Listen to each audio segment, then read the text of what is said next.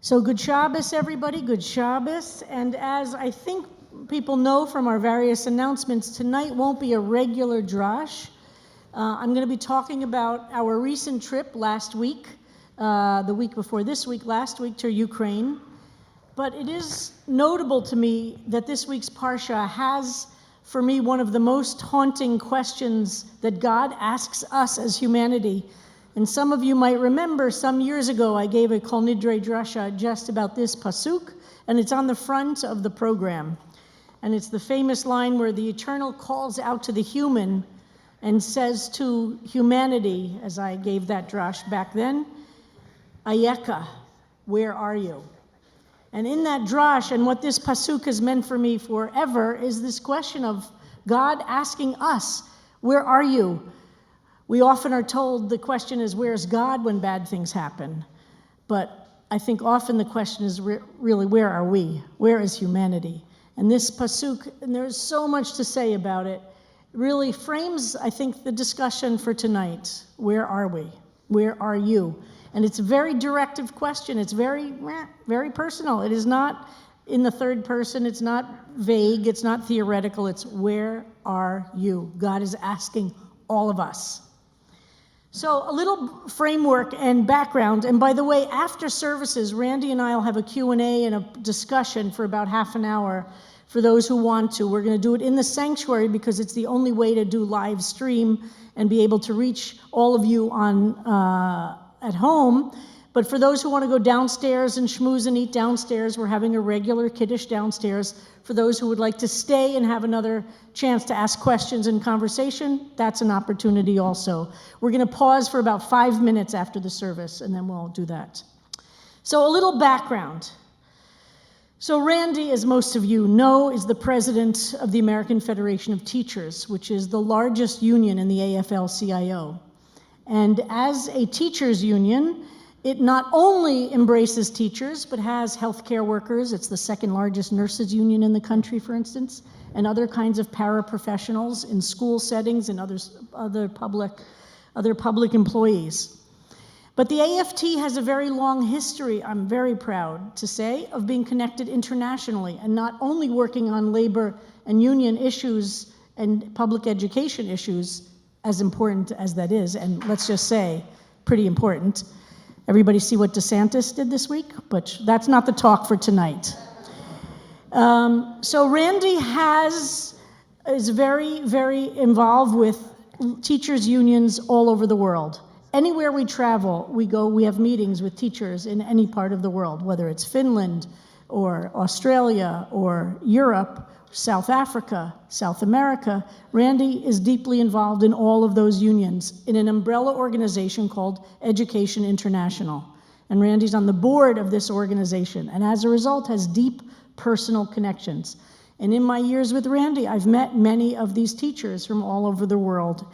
And in fact, the first time I went to Poland, breaking my lifelong commitment to never go to Poland, was when I went with Randy as part of the International Teachers Union to do a symposium in Krakow on the Holocaust in international public school education on this anniversary of the 75th anniversary of the liberation of Auschwitz. And it was my first time in Poland, and it was my first time in Auschwitz, and it changed my life because I started to see things and my obligations as a rabbi differently about how to deal with the Holocaust, which is something I have studied at enormous detail ever since I was a teenager on all different levels, from high school classes to college classes to rabbinical school, and then my own studies.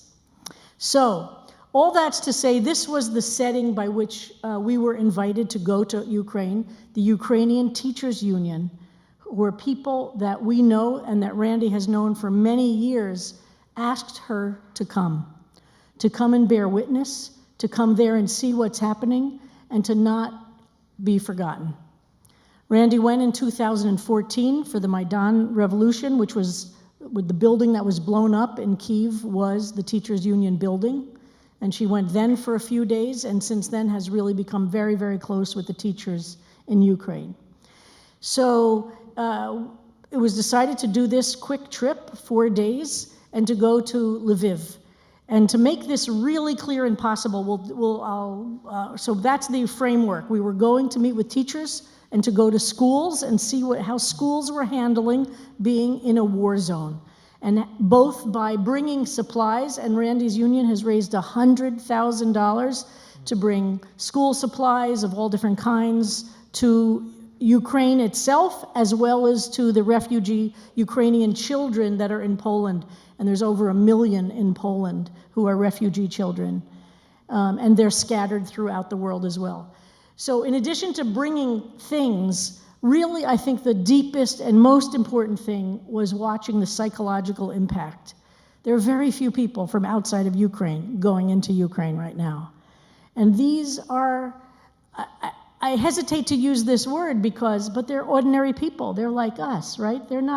We didn't meet with the rock stars of society or the famous politicians.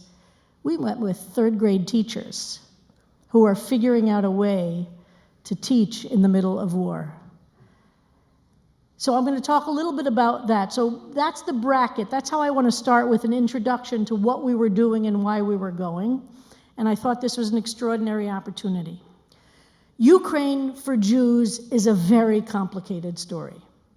And it brings up, for anybody who knows anything about what happened in the Holocaust, or what happened before the Holocaust, or what happened since the Holocaust, it wasn't a good place to be Jewish.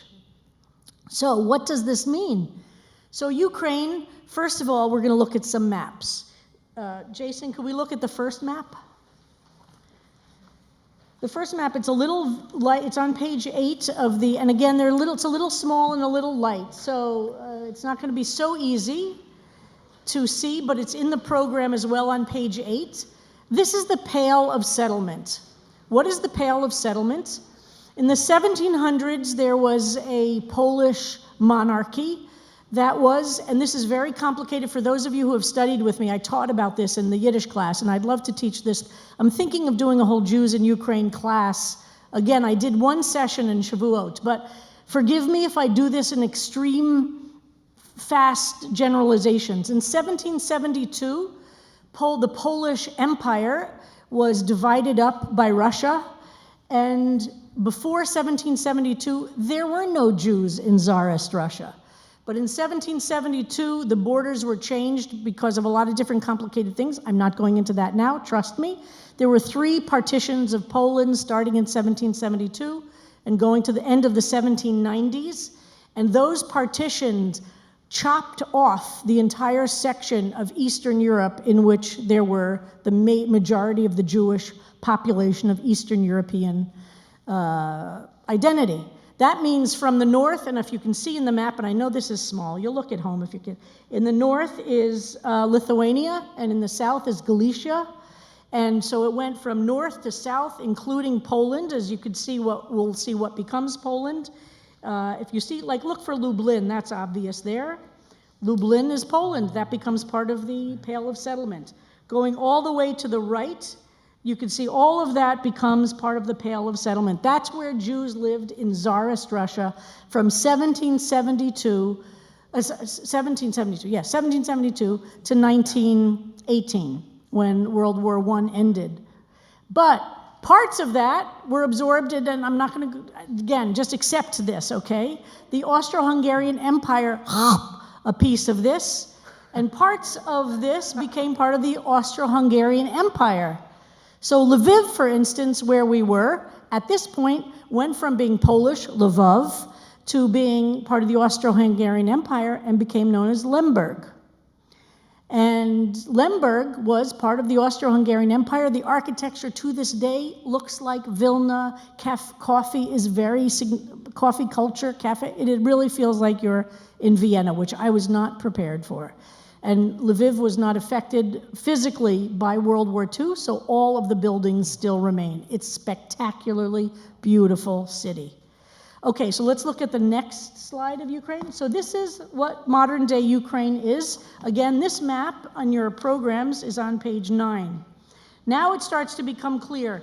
So after 1918, Very quickly, in 1922, the Soviet Union was formed after lots of civil wars and lots of murders of Jews, of course, and other people, but a lot of Jews got killed. 1922, the Soviet Union was formed, and it then took over the part that was the Austro-Hungarian Empire and big chunks of what was Poland, and it was under Soviet rule, Stalin, Soviet rule until 1939. During that time, Ukraine was the focus of Stalin's murders in a way that I don't think most Americans have a clue. 1932 to 1933, Stalin funded the industrialization of the Soviet Union by starving 3 million Ukrainian peasants to death. It's called the Great Famine, and as a result, you can imagine Ukrainians hate Russians and the Soviet Union from a long time ago. 3 million people were starved to death. You have to understand that Ukraine is called the breadbasket of Europe. It is the most fertile farmland in all of Europe. And the way that Stalin funded the industrialization was by forcing the peasants to ship all of the wheat to Europe. He sold it to Europe and built his army, his factories, his automobile manufacturing. All of the manufacturing of the Soviet Union was built on the deaths of these 3 million, maybe more. That's considered a conservative number. 3 million Ukrainian peasants were starved to death. The horrific descriptions of what that is like, I'll spare you right now. The most important book to read about Ukraine is this book. If you're going to read one book, it's called Bloodlands by Tim Snyder, Europe Between Hitler and Stalin. So in the 30s, Stalin decimates, murders, destroys. The intellectuals are sent to Siberia and to gulags, and there was a very specific effort to destroy the intellectual class of Ukraine because guess what? Those are the people who are going to fight back. 1939, the Soviet Union and the Nazi Germans come up with a pact where they divide up Eastern Europe. And 1939, the Germans say to the Soviets, you can keep Ukraine, and I'm simplifying, but in 1941, the Germans abrogate that treaty, and they take over all of Eastern Europe that they can. And so from 1930 and at 1941, all of this becomes Nazi-occupied. Okay, so in this map, to see where we were, if you either on the page or up, look, see where Poland is. Everybody see Poland? And you see Warsaw with the star in the upper left? Just, show me some life. Do you see that? Okay, thank you. You see that, okay? So Randy and I landed in Poland because it's almost impossible to fly into Ukraine, as you can imagine. You don't want to get shot down. So we flew into Warsaw, which you see where Warsaw is in the upper. So Warsaw is on the eastern part of Poland, of contemporary Poland. That's where my family is from. Kleinbaum is a very, very, very common name in the whole region of Warsaw. And then we drove for 5 hours to Lviv. Do you see Lviv? Everybody see Lviv? Show me some life, people, okay? So you could see, and you see where the border is. So Lviv is to the farthest west of Ukraine, close to the Polish border. Okay, that's the important part to understand, that Lviv is the farthest west, which means it is a major city, the farthest from Russia. Let's see the next map, Jason. This is the map which shows Ukraine, the red parts, and it's also on, this one is on page 8 of the program. The red parts are the Russian-occupied parts of Ukraine. So you can see the parts of Ukraine that are occupied are the eastern parts of Ukraine, which is the closest to Russia. And Crimea is that peninsula down below, which Russia has annexed at this point. And it's the bridge to Crimea that was blown up that Putin theoretically said he was punishing the Ukrainians for blowing up. So it's really important to see. While we were driving to Poland, that's when we started getting the alerts that Lviv, which had not had any bombs for 3 months, was starting to be attacked.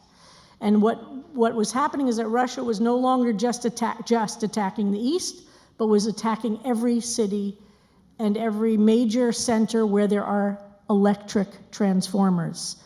The attempt is to destroy the heat and electricity as winter approaches. It was totally clear. So as we approached the border, and we stopped in Zamość, and for me as a Jewish historian and somebody who loves Yiddish, to be in this region is so complicated because 35 to 50% of all of these cities were Jewish. 35 to 50%.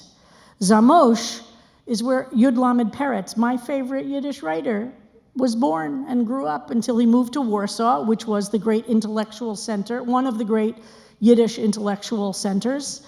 And so it was so thrilling for me. But it is completely Jew-free. There are no Jews. And there is a synagogue, which we found, which is all closed up, and they have signs on it. And this is a city that Zamość wasn't destroyed. So, Jason, let's start with the photographs, and we're going to use them. And I didn't have Harold on this trip. We did have a professional photographer. But these are all my pictures because I couldn't figure out how to download his. Turns out all this stuff takes a lot of skills I do not have. So this is the Warsaw Airport. I just love this because the name of the airport is the Chopin Airport. I mean, how fabulous is that? It is pretty incredible, the contrast between the culture. Did anybody see the movie The Pianist? If you haven't seen that, and he's playing Chopin, the pianist is playing Chopin as Warsaw is first bombed. So this is in Warsaw. Of course, wherever we go, we are deeply connected to the Jewish history of it. The ghetto was formed, and I could speak about this alone for a long time. But let's see the next slide. This is the famous bridge that connected. There were two ghettos for the Jews, the little ghetto and the big ghetto in Warsaw. Ultimately, they were combined. But the Nazis built a bridge that went over a regular street in which regular traffic happened, and it would be like going across 7th Avenue. And the Jews had to walk up and across that bridge to cross from the little ghetto to the big ghetto. And if you go, can you go back a slide, Jason?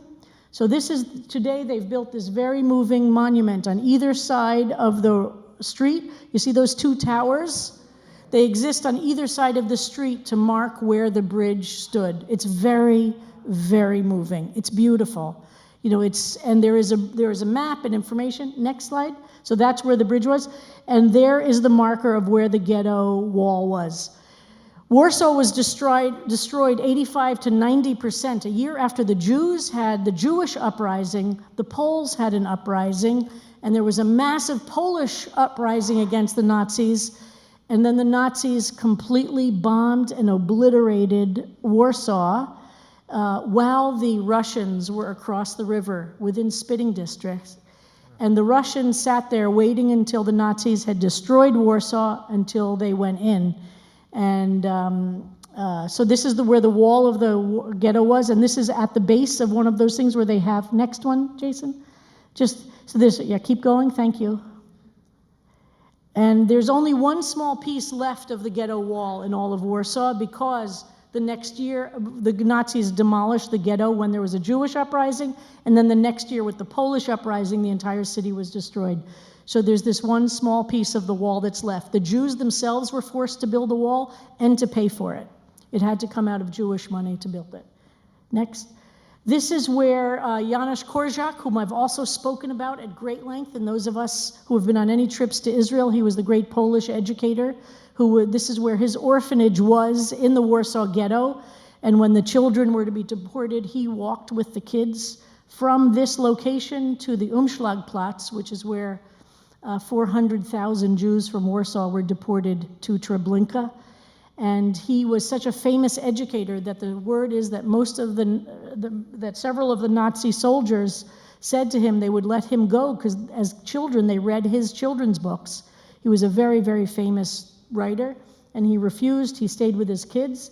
And this is the Umschlagplatz, which is very moving, which is the actual location of where the Warsaw Jews from July of 1942 to December of 1942, 400,000 Jews were deported, about 6,000 to 10,000 Jews a day on trains to Treblinka. Next. This is the Janusz Korczak, sorry, not in order. And this is also at the Umschlagplatz. I recited Tehillim as I do wherever. And also in Warsaw, I had just spoken about Emanuel Ringelblum, who created the Oneg Shabbos project, that he was a trained historian who, during the time of the ghetto, created a cadre of people, young and old, to record what was going on. We know very little of what went on in most of the ghettos in Europe, except for Warsaw Ghetto, because so much was written down. And this is a plaque for him. And he buried on January of 1943, they buried 3 huge containers and multiple containers of the papers. And only 2 have been found to this day. And they were found by chance in 1952 when Polish construction workers, and during the Soviet times, were cleaning it up. Anyways, this is his, and that's one of the milk canisters. So for me, I've never been able to get into this Jewish Historical Institute. It was so deeply moving and a thrill to see it. Okay, this is Mila 18, the famous bunker in Warsaw from which the last resistance occurred, and all of the young people, the 24-year-old commander of the Jews, they all committed suicide in this bunker rather than be captured by the Nazis. This is the Great Synagogue of Warsaw, which was completely blown up by the Nazis. So let's keep going. And this is Zamość. Okay, stop here. So as we crossed the border into Ukraine, it took a while, like all border crossings, but it was relatively easy. And then we drove into the city of Lviv, but Russians had been bombing that day, and so all of the electricity was off, all electricity was down. So this is just, you could see what this is a famous part of Lviv, totally dark, just some electricity on generators. That's just showing where the border is, sorry. And this is the hotel, totally dark. So the next morning, the air alarms went off. And so we went down into the basement, into the shelters that were there in the basement of the hotel. But this is what's so moving. These are the Ukrainian teachers who had come, some of them from the Far East, from those red Russian-occupied regions. They so much wanted to meet with us that they came, and it didn't disturb them at all that we had to have the meetings in the shelter. And we just met with them in the bomb shelter. This is a colleague of Tim Snyder's, who is the author of this book, and you've heard me talk about Tim Snyder. He is one of the leading experts on the Holocaust in the world today.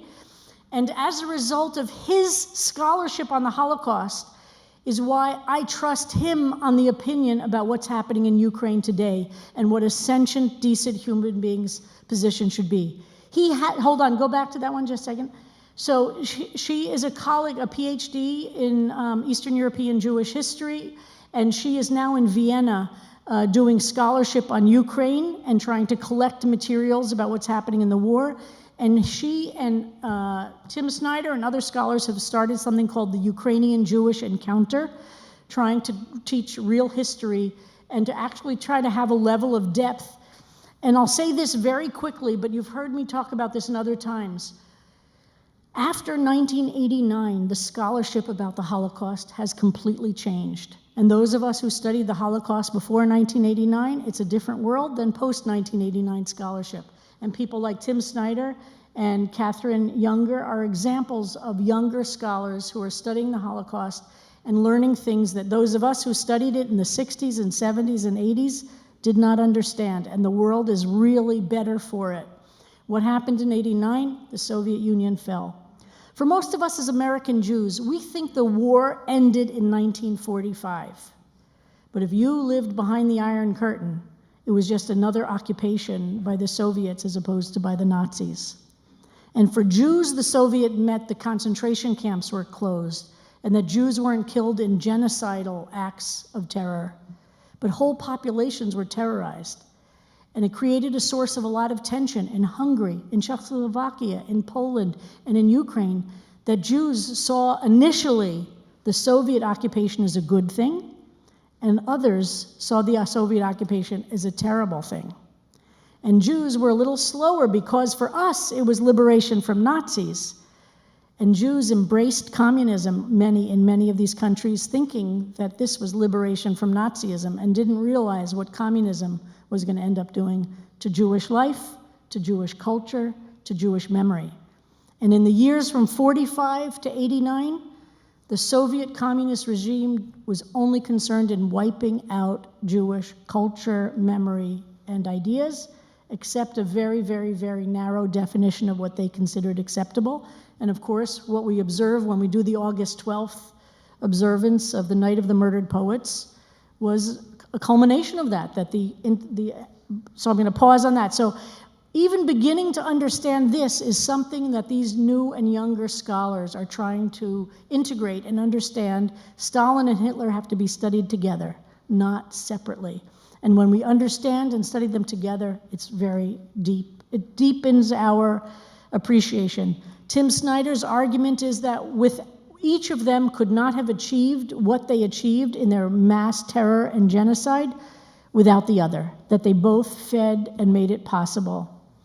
So this is in the one of the things that Randy brought were tons and tons and tons of children's books that don't have words, that are all picture books, to be able to give the children there. So this is us giving them. We had these many suitcases full. Then the next day we drove down south, about an hour and a half south of Lviv, into the countryside, where there is a dormitory made out of a school building for internally displaced people. Millions of people are now, like in other places of the world, refugees. Some are internal refugees who have stayed inside of Ukraine, and some have left Ukraine. So this was a meeting that we had with teachers from all over, represented every single region. This one was where there are teachers from every single region, including those occupied regions.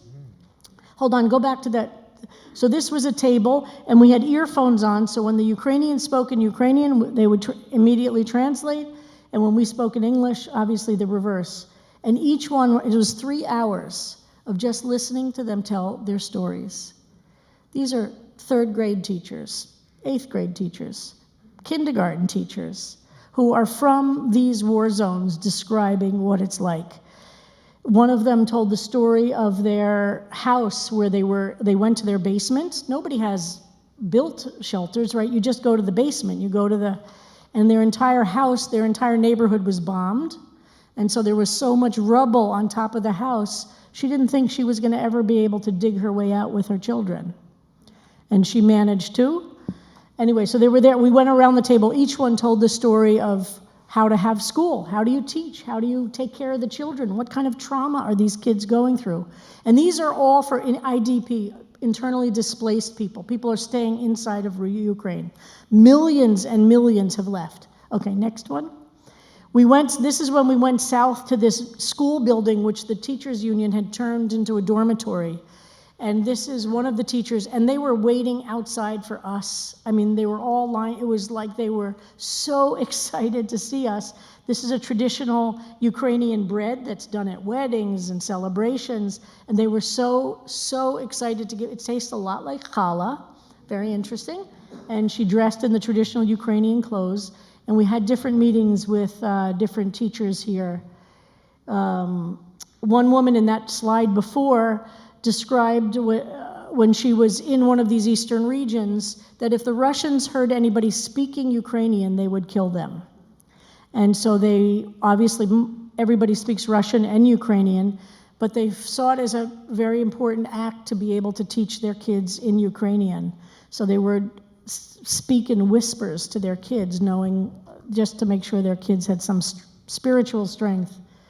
Many stories from all of these women. These are ordinary people. Look at this, right? These are the ordinary people who are living in times that demand extraordinary, and they're living up to it.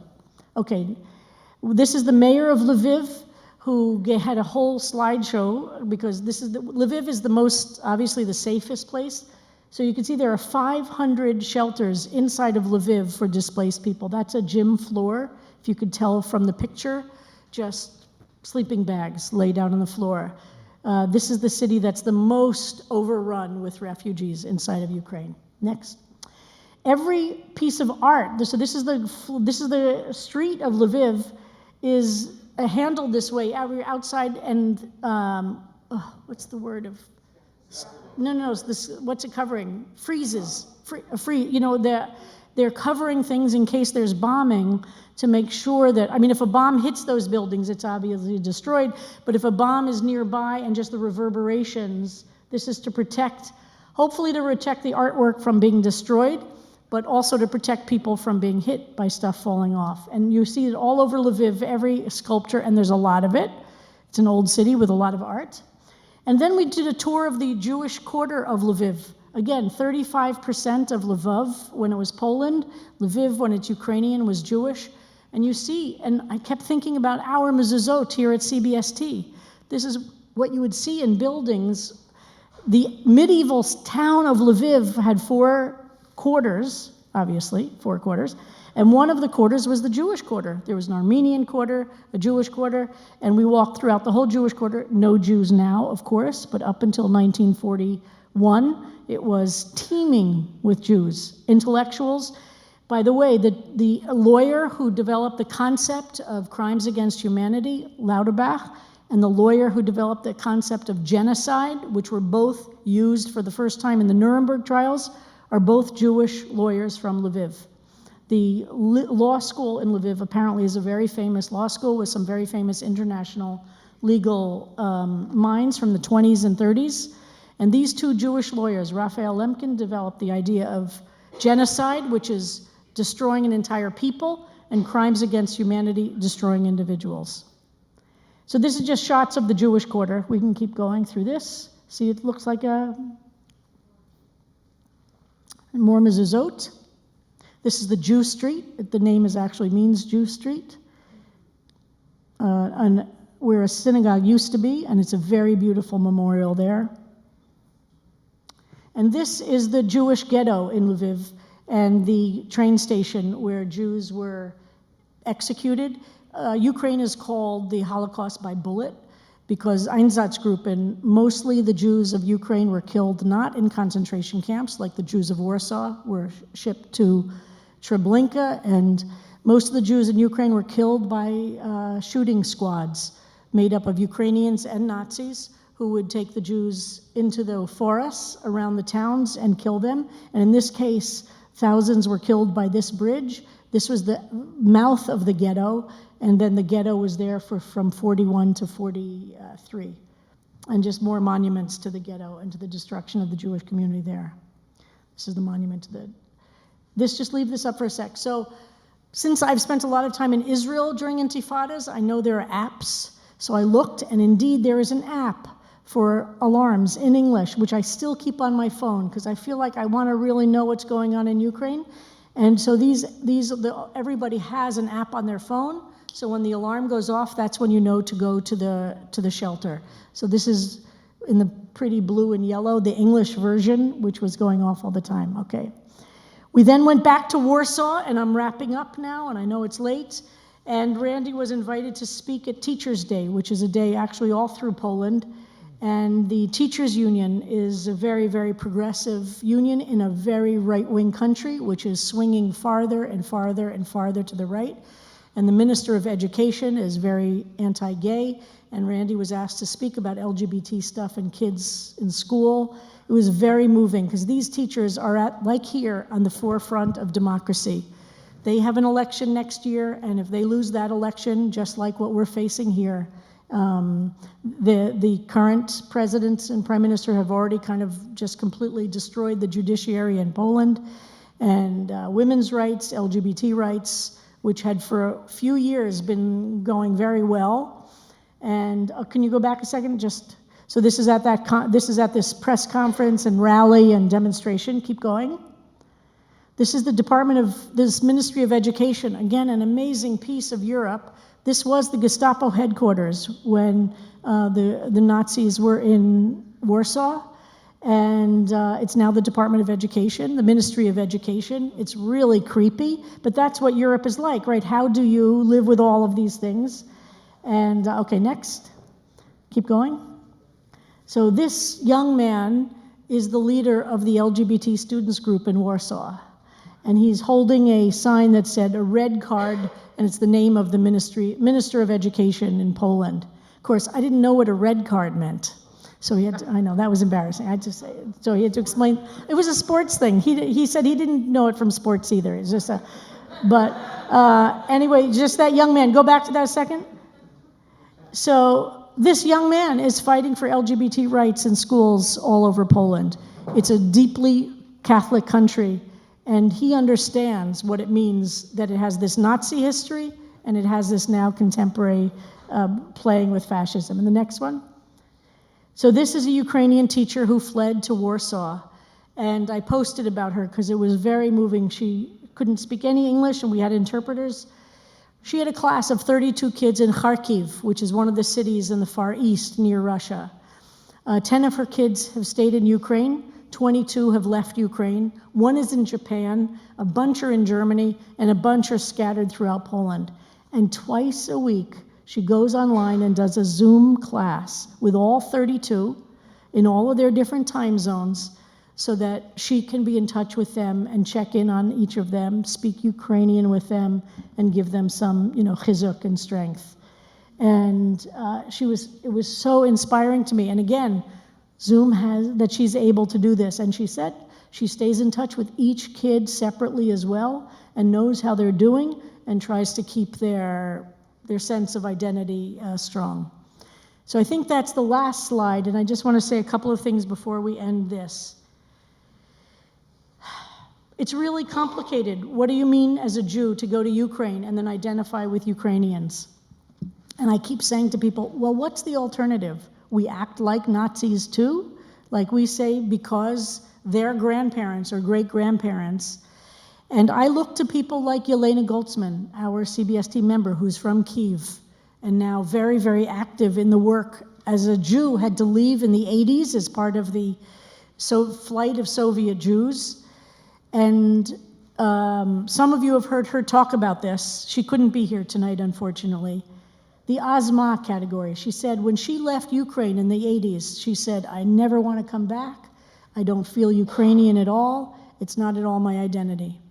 But then 2014 happened when there was this revolution and she started to see a progressive Ukraine emerging and progressive values which were dealing with the past and wanting to create a new future, to the point where you've seen now Yelena is the leader here in New York of the Russian-speaking world and the Ukrainian diaspora that's here. That's a remarkable thing for a Jew to be in that role. And I think it's an answer to Ayeka. The question is, and Rick, you're one that we've talked about this so many times, what exactly do we learn from the Holocaust? What is actually the message of the Holocaust? They treated us badly, so we want to see them suffer? Or do we figure out a way to model a completely different experience? I will say I am clear as ever that what's happening now in Ukraine is a harbinger of what could be. This is not going to be limited to Ukraine. And we have to see this for what this is, which is a really very serious threat to the whole world.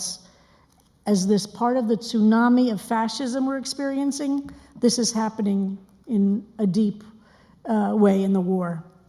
So I would say that we would ask everybody, and Randy would ask all the teachers, what do you want us to tell people when we go back? What's your message? And over and over and over they said, we want peace. We want our children to know peace. We're living in hell. Please help us in any way that you can. We want peace. Ayeka, where are you? Shabbat Shalom. So after services, please join us, and if you have questions, then we'll be able to dive into it. So page 140, we're going to finish our service. Thank you for listening. Thank you, Rabbi.